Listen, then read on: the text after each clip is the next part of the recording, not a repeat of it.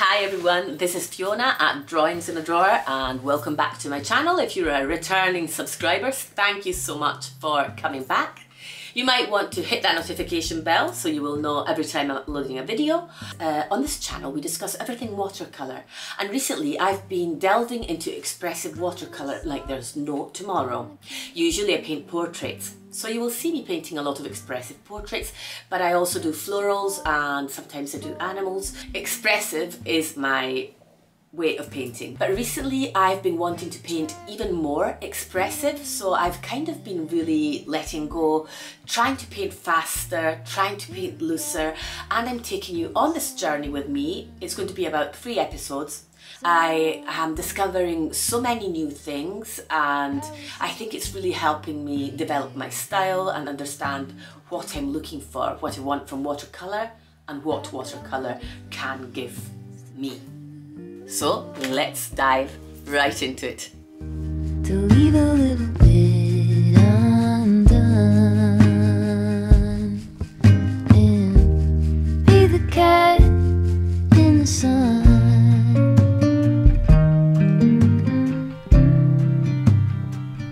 Be the cat in the sun.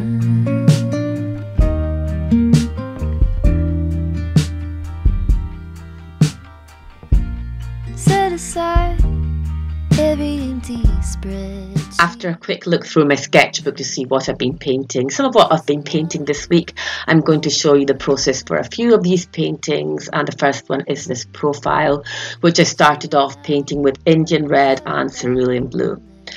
Now, what I realised this week is that what I love mostly about watercolour, or one of the things that I like most about watercolour, is its immediacy. So how fast you can whip it out, and if you feel like painting and it's the middle of the night, you just really can set up your workspace really fast with watercolour. So it's very important to also be able to take advantage, let's say, of this unique opportunity that this medium offers us, and to not linger too long on a painting all of the time. So I'm saying it's okay to spend a lot of time on a painting once in a while, but I don't think with this medium that should be the case all the time, because it offers us an alternative. And that alternative is something that I wasn't really considering a lot. I haven't really been considering a lot at all in the past few years since I've started watercolour, and I was missing out on a lot. As you can see in this painting, I really just let the paint flow on the wet surface, not worrying about where it will end up, knowing that I can lift it with my clean damp brush or with kitchen paper, but that's really not even my concern at the moment. I just wanted to play with colour. I wanted to play with feeling free and just seeing what would happen and not considering it a mistake, but something that I can learn from. I very often do splatters, even if I know I won't see them again by the end of the painting because I will go over them. But I always think it's a good idea to do them just to kind of break the ice and set the mood for your painting if your plan is painting looser and more expressive.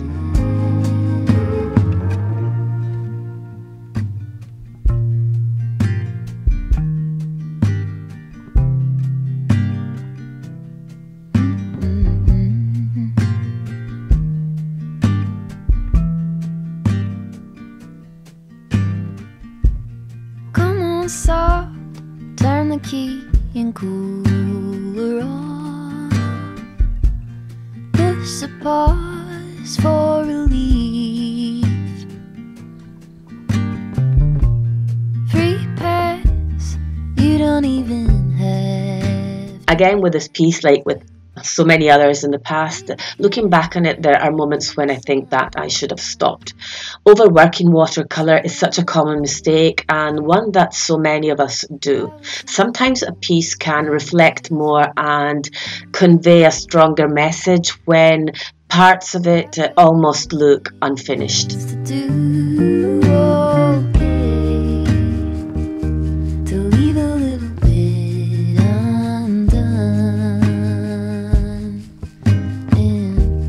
Be the cat in the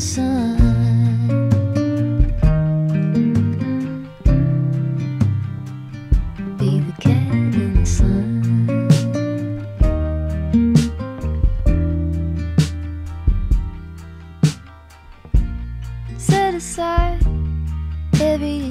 spreadsheet whining, loosen up on the grind. So looking at the final piece, I can say that I'm pretty happy with it. I think maybe there's a little bit too much going on in it, but I really love that I just played it by ear and didn't overthink it at all. I will see the whole deal through today. I've got better things to do. Okay, to leave a little bit undone. With the second piece, I started extremely loose just because I wanted to set out on the right foot. So I really painted with puddles, and I didn't cover up the whole area like I sometimes do when I'm painting wet and wet. Rather, I just wet certain areas of the paper and went over them and just let the watercolor flow where the paper was wet. And I think I kind of made the same mistakes I made in the previous painting, as in I feel that I overworked this piece as well. There's a certain stage of the painting that I used to consider the ugly stage, more or less what you see now on screen, which I think right now it takes courage to just let sit and dry and then maybe go back to and decide whether you want to add something else. But sometimes the beauty of what the water and the paint create on the paper itself are enough to create an extremely expressive and beautiful watercolor painting.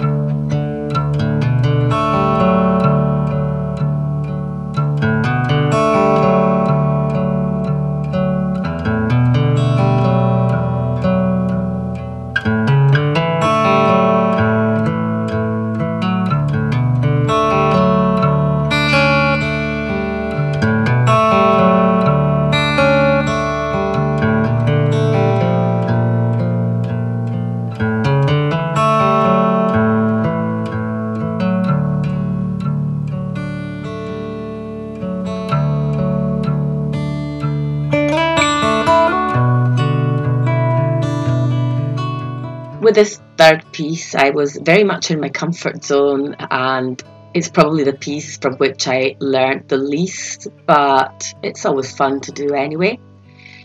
Indeed, I hope you all are painting along with me. If you aren't, next Sunday, please come with your sketches and paint along with me. I think it would be fun to do that. Going back to this piece, as I said, red cheeks, red lips, red nose, that's a bit of a trademark of mine. It's something that I like to do in my portraits. And I love to play with flyaway hair using the negative painting technique, where I paint around the subject rather than painting the subject in. It's a nice way to paint flyaway hair, as you can see I did in this piece. I like it, but as I said, it's definitely not the one where I experimented the most.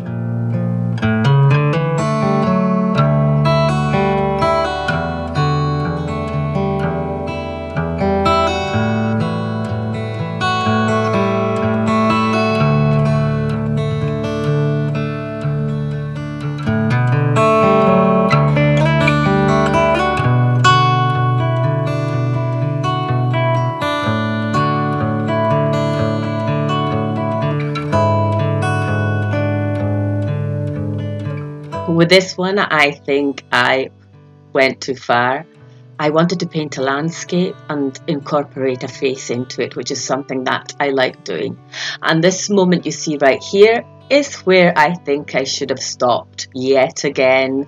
I really loved the way it looked right now at this stage, but then I went in and I had to add more definition and details, and I was okay with it up till a certain point.